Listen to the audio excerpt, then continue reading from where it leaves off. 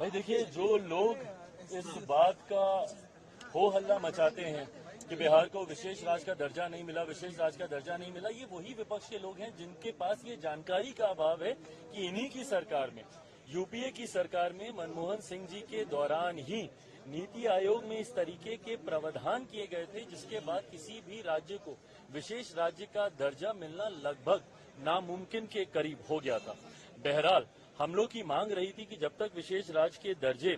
का दर्जा हम लोग को नहीं मिलता, स्पेशल पैकेजेस हम लोग को दिए जाएं। मैं धन्यवाद करूंगा मेरे प्रधानमंत्री आदरणीय नरेंद्र मोदी जी का, मैं धन्यवाद करूंगा हमारी वित्त मंत्री आदरणीय निर्मला सीतारमण जी का कि उन्होंने बिहार को जिस तरीके से स्पेशल पैकेजेस देकर, और मेरे लिए बिहारी होने के नाते खुशी की बात है, और मेरी पार्टी लोक जनशक्ति पार्टी रामविलास ने हमेशा बिहार फर्स्ट बिहारी फर्स्ट के विजन के साथ आगे बढ़ने का काम किया है। इस बजट में बिहार फर्स्ट बिहारी फर्स्ट को भी धरातल पर उतारने के प्रावधान दिए गए हैं। जहां एक तरफ इंफ्रास्ट्रक्चर इसमें मजबूती देने का काम किया गया है, वहां पे ब्रिजेस बना के, वहां पे क्या कहते हैं मेडिकल कॉलेजेस की बात हो, वहां पे एयरपोर्ट्स की बात हो, तो जहां एक तरफ बिहार के इंफ्रास्ट्रक्चर को मजबूत किया गया है, वहीं वहां की अर्थव्यवस्था को मजबूत देने के लिए वहां पे अलग अलग राज्यों में गया हो, राजगीर हो, अलग अलग राज्यों में जिस तरीके से टूरिज्म को भी वहां पे बढ़ावा देने के लिए प्रावधान किए गए हैं, जिस तरीके से बाढ़ की एक बहुत बड़ी समस्या जिससे हम लोग हमेशा दशकों से हम लोग परेशान रहे हैं,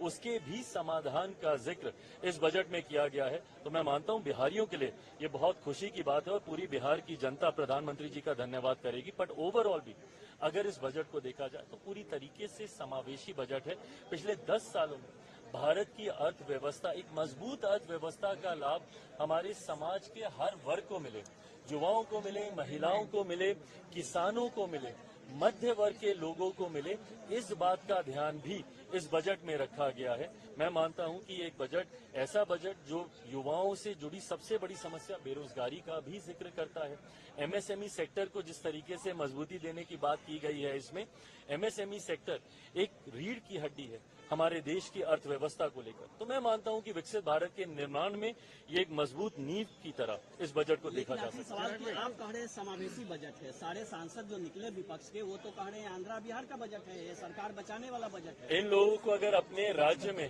अगर गरीब नहीं दिखते, अपने राज्य में अगर इनको किसान नहीं दिखते, अपने राज्य में इनको मध्य वर्ग के लोग नहीं दिखते, अपने राज्य में इनको महिलाएं नहीं दिखती या युवा नहीं दिखते, तो मैं इनकी सोच के ऊपर कोई टिप्पणी नहीं करूंगा। जब इन हर इस वर्ग का जिक्र किया गया तो इस वर्ग से आने वाले हर व्यक्ति, भले वो किसी भी राज्य में रहता हो, उसकी सुविधा का जिक्र किया गया। जब आम आदमी की आमदनी को बढ़ाने का